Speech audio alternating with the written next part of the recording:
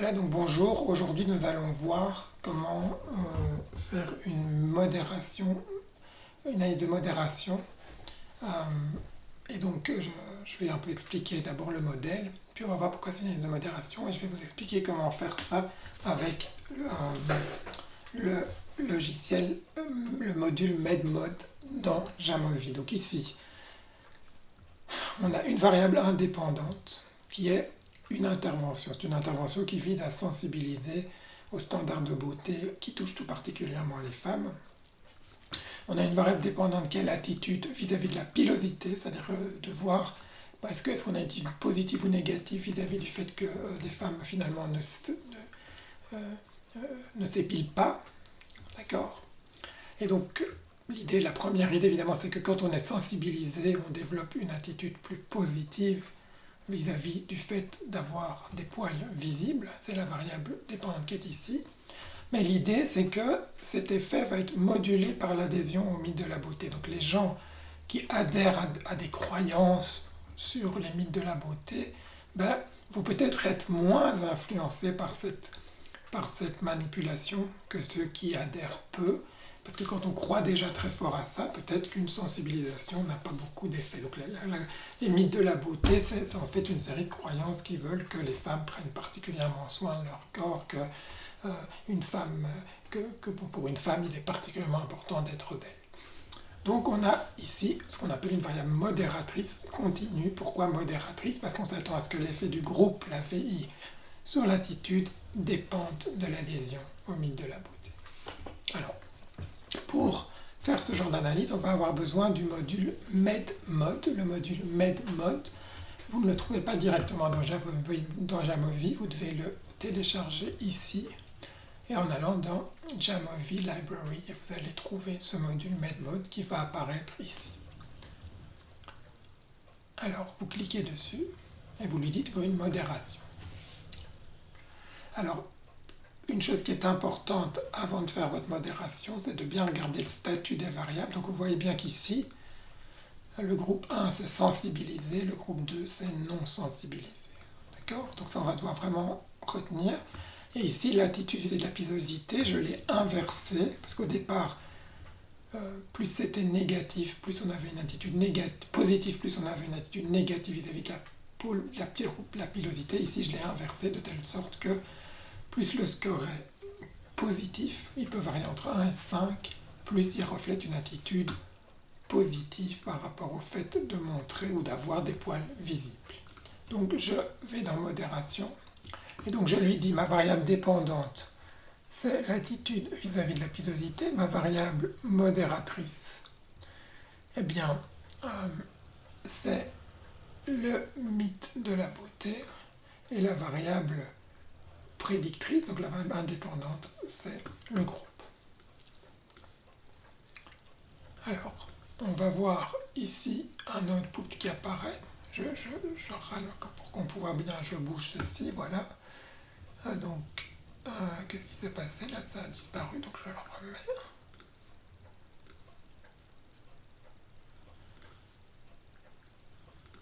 Voilà. Alors, qu'est-ce que je vois arriver ici? Je vois d'abord si l'effet global du groupe n'est pas significatif. Il y a une corrélation avec le mythe de la beauté, c'est-à-dire plus on adhère au mythe de la beauté, moins on a une étude positive vis-à-vis de la pilosité. Maintenant, on a aussi ce qu'on veut, un effet d'interaction, donc c'est cet effet-ci qui nous dit s'il y a une modération. Donc si l'effet du groupe dépend de l'adhésion au mythe de la beauté, on voit qu'effectivement on atteint le seuil de signification ici.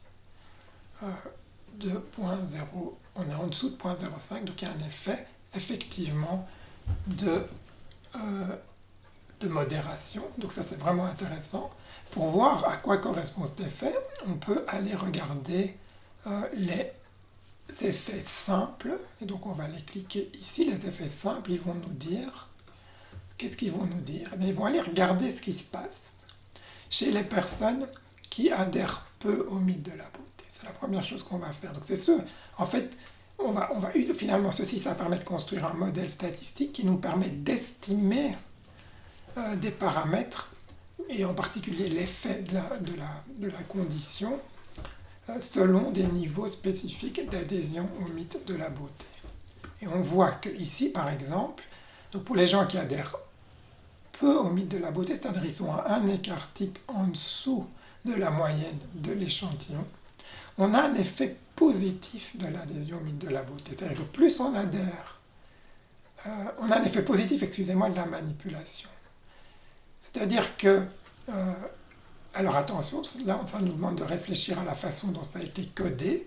Je vous rappelle que la manipulation a été codée de telle façon que le premier groupe, c'est le groupe intervention, sensibilisation, et le deuxième groupe, c'est le groupe sans sensibilisation. Donc ça veut dire que le groupe sans sensibilisation, eh bien, il a une moyenne plus élevée que le groupe avec sensibilisation chez les personnes qui ne croient pas ou qui croient moins au mythe de la beauté.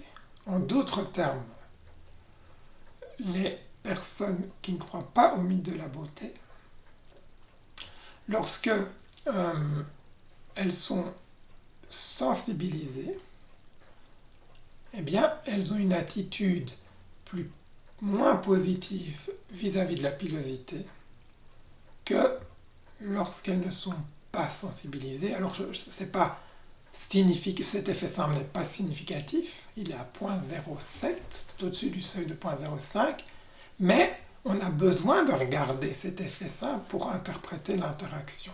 Parce que l'interaction, elle nous dit finalement que ces deux effets ne sont pas les mêmes. Alors que chez les personnes qui sont hautes en mythe de la beauté, en tout cas à un écart type, il n'y a pas du tout d'effet de la manipulation.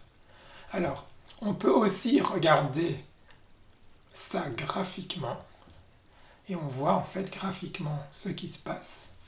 Donc en fait, ce qu'on voit ici, c'est que les gens qui sont au milieu, il n'y a absolument aucun effet de la manipulation.